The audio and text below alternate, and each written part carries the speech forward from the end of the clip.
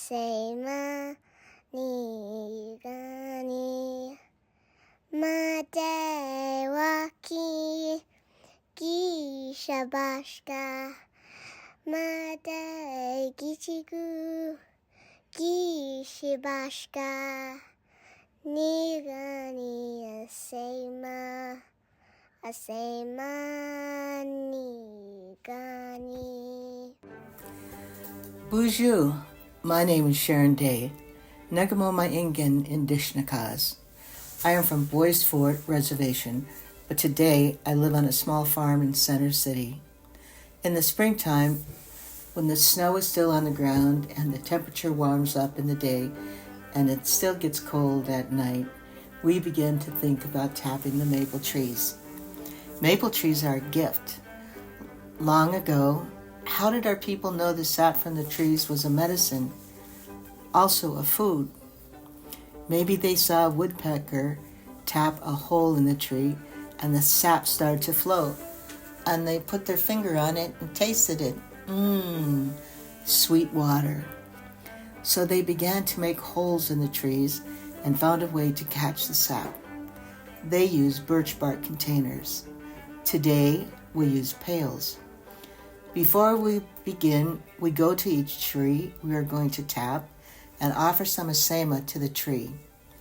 Then we drill the hole and put the tap into the tree. We catch the sap. When we have enough, we prepare to boil the sap. We smudge ourselves with sage.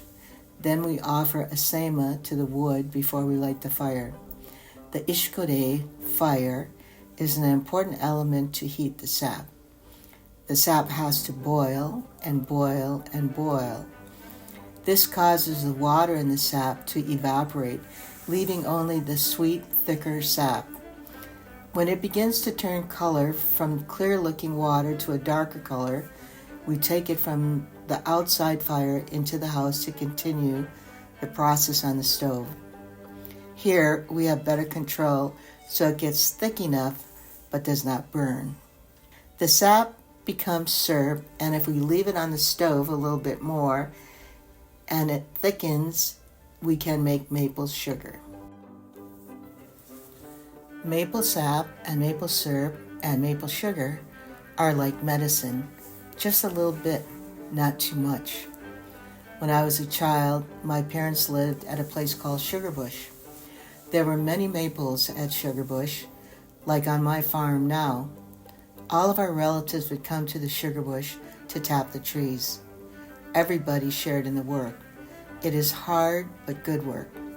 It takes 40 gallons of sap to make 1 gallon of syrup.